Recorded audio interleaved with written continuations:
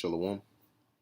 First and foremost, I want to give all praises, honor, and glory to Yahweh, Bahasham, Yahweh Shai, Bahasham, Rachak, Wadash.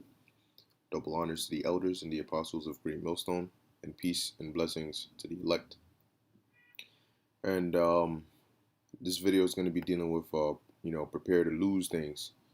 Okay, which I was watching the Elder Manat Zakba's video, the stream that he did, entitled prepare for I believe it said wave of mandates, if I'm not mistaken. Okay, and it's a good video. A flood, Salakia, a flood of mandates are coming. That's what it was.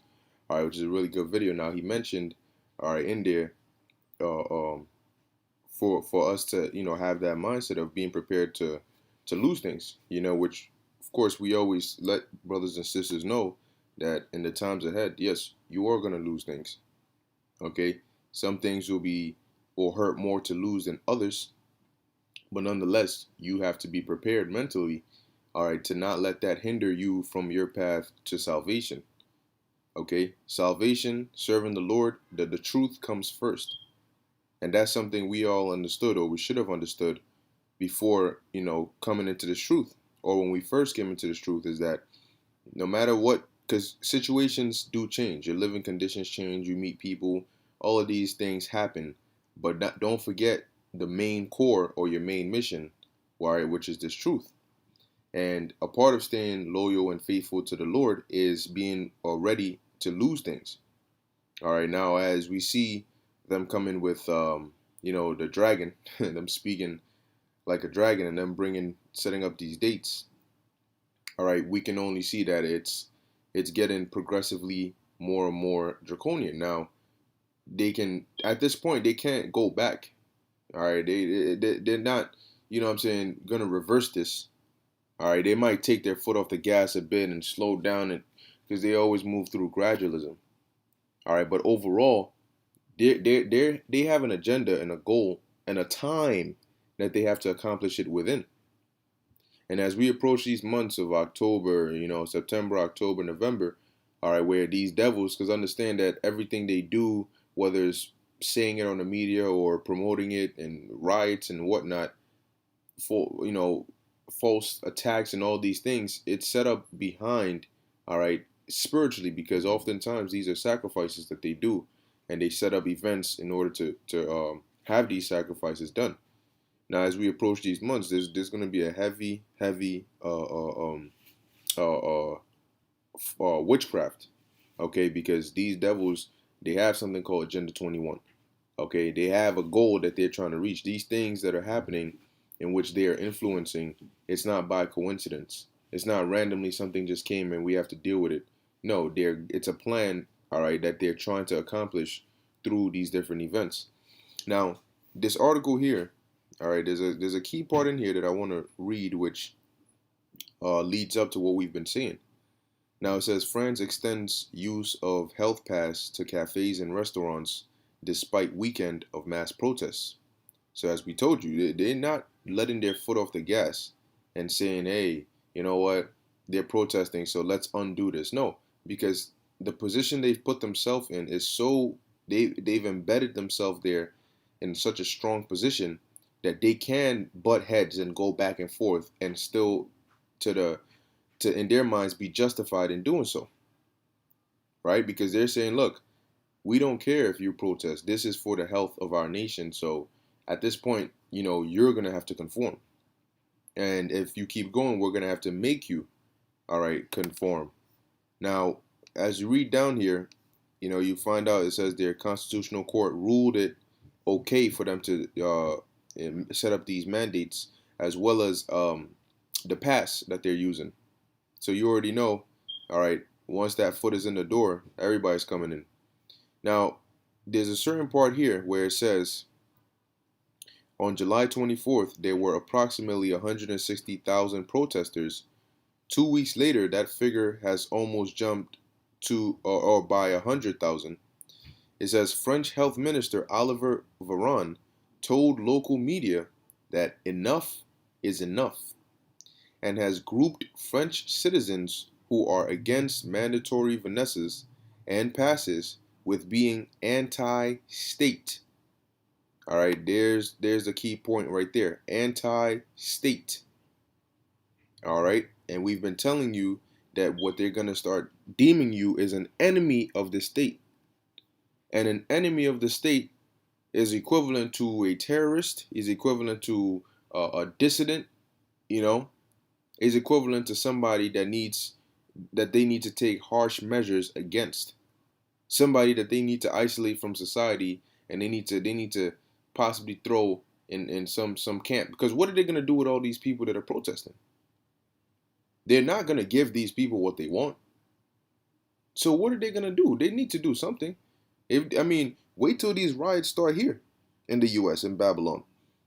And you think when they tearing these businesses up and they lighting things, setting fires in places and breaking into stores and all this, that, and the third, purge style, what do you think is going to happen? You think Biden is going to sit there and say, oh, you guys go ahead and have your fun? They're not going to say we're going to take away these mandates and give you what you want. Hell no.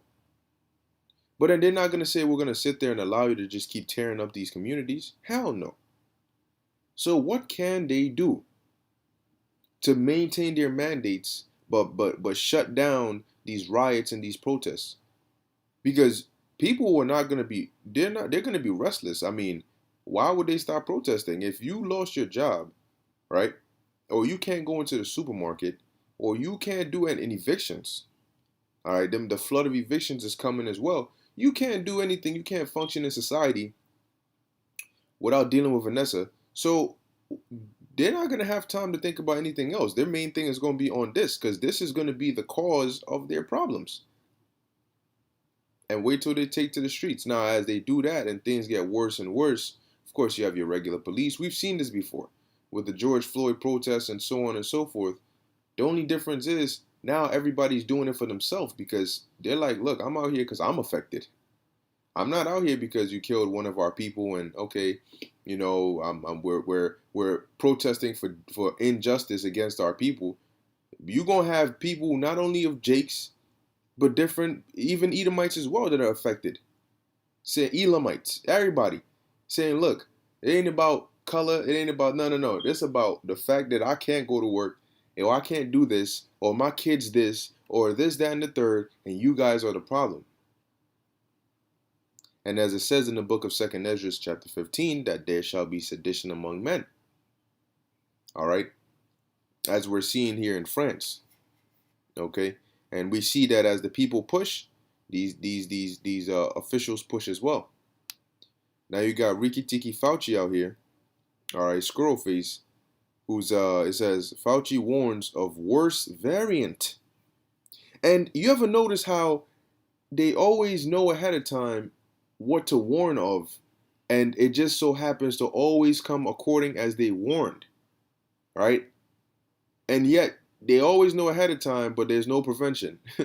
They claim, no, this is the way to prevent it, but some way, somehow, nobody ever listens until it's too late. You ever notice that? This person warns of this. This person warns of this. Then nobody really follows it. Nobody really listens. Maybe they may try, but it doesn't work. And then boom, oh, too late. Here we are. But they can always pinpoint exactly what's going to happen through their warnings, right? So Fauci warns of worse variant that could impact the Vanest if Crown Vicky, if the Crown Vicky is allowed to keep mutating in the unvanest population. But hold on 1 second. How is it gonna mutate in the unvanest population? Because when you think about it, they claim that the Vanessa goes inside you and it basically creates these proteins and whatnot, spike proteins, however they say it, to really actually create that virus in you so your body can fight it and then gain the antibodies. But if that's really how it works and that's what you're doing, then you are housing it, right? You are housing it, and if you are housing it, of course it can mutate in your ass, and you go around spreading different shit. So how the hell is somebody that doesn't have the ability to make these viral-like proteins within themselves, how the hell is it going to mutate among them? You know, where's the mutation going to come from? But no, we all have to listen to Ricky Tiki Fauci because he's a health expert. And as you see in here, he talks about basically they're pushing the front of everybody's getting frustrated with the unfinessed. And we told you that it started off with the invisible enemy, right? Oh my gosh, there's no way to fight against this guy. Then the propaganda became, oh well, now we've got a solution. And then the next boogeyman jumps from the variant itself, the Sicky Vicky, all right, to now the people. All right. The Sicky Vicky is not the problem anymore. The people are the boogeyman. Then we told you that's the narrative. The people are the boogeyman. You cannot throw Sicky Vicky in a concentration camp, but you can throw people in there. Okay. So as we see, they're pushing this, and we know, and we knew, and we've been warned, and we've warned others for years and years and years. How you know how many Saturdays are in a year? You know, you know how many days are in a year? Because I ain't even going to just say Saturdays because we do videos all throughout the week, constantly warning, warning, warning. Oh, you guys are always saying the same thing. Oh, you guys. Well, guess what? Now you want to hear it, right? The same thing, the same thing, the same thing. Well, what do you think is happening right now? So get ready to lose things because you will lose things. And if you're not ready to lose them, then you will lose your mind. You lose your faith. All right? But understand that nothing, hey, Paul said it, man, nothing should separate you from the love of Yahweh Bashem Yahushai. Because everything you can possibly lose was given to you by the Lord anyway. That includes your job. That includes your relationships. All right? Keep in mind, man, that you have people that go through a breakup and I mean they're just not right anymore. Like they're not the same for a good minute. So imagine then the cause of that being what you believe in versus whoever it is that you're dealing with, what they believe in. You know, regardless of if it's a woman or your child or your parents or whatever the case may be, you got to toughen up, man. All of us, as the Lord told Ezra, put away mortal thoughts. Okay, set aside the thoughts that are most troubling unto thee. Clear your mind, all right, and just have that one goal and that main objective in mind. Now, amidst all this happening, it says here, code red, UN issues dire warning about climate change, pinning blame unequivocally on humans.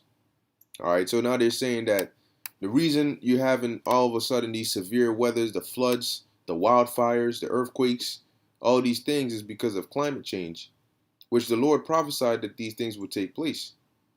And those famines, yeah, they're coming. Look, man, because they're not sounding the alarm, these people don't sound the alarm until it's right in front of you where you don't have enough reaction time. So don't think nothing is happening just because the mainstream media isn't sounding an alarm. All right, things are happening, and those famines are coming. And in the midst of that, there's gonna be so much hell going on around you that famine is just gonna be added to the list. It's gonna play a big role, but it's gonna be added to the list of things that you gotta worry about. The list of things that you gotta lose. Going without sleep, going without food, being cold, being thirsty, being tired, being injured. Life is about to get hard, man. It's about to get very difficult. All right. Now this is the book of Philippians chapter 3 verse 7. It says, "But what things were gain to me, those I counted loss for Hamashiach. Yea, doubtless I count all things but loss for the excellency of the knowledge of Hamashiach Yahushai, my Lord, for whom I have suffered the loss of all things, and do count them but dung, that I may win Yahushai." So whatever you have to lose to win Yahushai, you lose it, man. Because I said this before, the Lord can give you everything you lose here, but nothing you lose here can give you the Lord. Okay? So really think about that. Okay, really think about that. And on top of that, what's the excuse? You've been warned. You knew ahead of time. Okay? And for those that teach, for us, we've been speaking about it ahead of time. Okay? So it's time to really kick in gear, man, because yes, You will lose things. Yes, you will be in positions where, and one thing I will say is, we exhort you to always see the positive in the negative, pursuant to Romans 8. Understand that it all works to the good of them that love the Most High. But I'll tell you this, man, that's not the easiest thing to do, especially when things are going bad. And one thing goes bad, and in the midst of you trying to see the positive in it, another thing goes bad, and then the first thing gets worse, then another thing comes, and you're trying to maintain the positive outlook, all right, to keep the faith, and then you thinking, but did I do something wrong? Well, you know what I'm saying? The only way I probably thought I could get out, the Lord just closed that out on me. What's going on? Does the Lord not want me to think positive about this? No, that's not the case. But it's a test. And the test is as intense as the Lord is going to bring it. You may think, all right, this is the intensity level that I could do, but it's not about that. The Lord knows what you can really do and what He wants to see you do. The events we'll be put in is based on what the Lord wants to see us do, how He wants to see us react. Okay? And as we've been warning people, hard times are coming, you still have people out there that are just playing. I mean, at this point, it's not even about just playing games. They're just doomed. All right? They're doomed. Because if you still think now's the time to play games and come around, and there's bigger things going on in the world other than little bickering. You got a lot of people that are just butthurt. Oh man, I got kicked out of GMS. Oh man, these Hebrews, man. Yeah, they just okay. When shit hits the fan, a matter of fact, when you can't go to work, okay, or all hell's breaking loose, you're not gonna worry about you. That's not gonna be on your mind. Oh, this is the apostles' fault. You're gonna be worried about, damn, I'm in this shit. It doesn't matter whose fault it is. It doesn't matter how. What matters is I'm here. I'm here now, and what do I do? But you spend your whole life worrying about unnecessary things instead of preparing for when you are in that situation and to know what to do. Instead of doing that, you were worried about other things that were really irrelevant. So now you're in the situation. What are you going to do? Here it is. You're supposed to be getting your oil, but you out here doing 1,000,001 things other than what you're supposed to do. But then you expect that when the time comes, we should give you of our oil? No, absolutely not. Okay? This is the book of James, chapter 1, verse 2. It says, my brethren, count it all joy when ye fall into diverse temptations. Now you may say, hold up, why would we count it joy to fall into temptation? Temptation is not fun. And trust me, when people hear temptation, usually it's like, oh, there's a cookie that I'm tempted to eat. There's this woman here that I'm tempted to talk to. Like I'm tempted, like something desirable, and I'm tempted and I have to resist it. Temptation also works the other way, where you're in pain, you're suffering, and you're tempted to take the easy way out to escape the pain. That's temptation as well. It's not just things that are desirable and you're resisting the desire because you know it's bad. Guess what? When you catch in hell, relief is desirable. And you're very tempted because your body's like, yo, get me out of this situation. There's a difference between get me this because I want it and get me out of this because I hate it. All right? And that get me out of this because it's not right and I hate it, it has a stronger influence. So that temptation is stronger. Okay? You can resist the cookie, but what happens when your life is on the line? Or they're about to kill your daughter? You're tempted to conform. That's a different kind of temptation. So you may say, well, why should I count it joy when I fall into diverse temptations? Well, it says verse 3, knowing this, that the trying of your faith worketh patience. So when we fall into temptations, it's to try our faith. It's fire that's to purify our faith. But that's if your faith is made of gold. If you got that, the rich faith. It says, knowing this, that the trying of your faith worketh patience, to suffer. So the end goal may not be for your destruction, but you won't know that based on the journey and the situation you're in. It feels so bad that you may think that it is, but it's just a test. But if you fail the test, then it won't be just a test. It'll actually be to your detriment. If you pass the test, then it'll be just a test. Okay, verse 4. Let patience have her perfect work, that ye may be perfect and entire, wanting nothing. So though it may not feel good, though you may lose things and you may be upset, frustrated, pissed off, sad, hurt, not even knowing how to feel, and shit just keeps getting worse, you have to let patience have her perfect work, because though you're feeling all of that in the flesh, it's to perfect you. It's not to destroy you, it's to perfect you. Fire is hot. So unless it's necessary, you're not dealing with fire, right? Fire destroys a lot of things, but it purifies things. So only under certain conditions will you put something in fire and expect to get something out that's more beneficial. Nobody just gets up and puts their hand in fire. Okay? It says, moving on, this is the book of 1 Peter chapter 4, verse 12.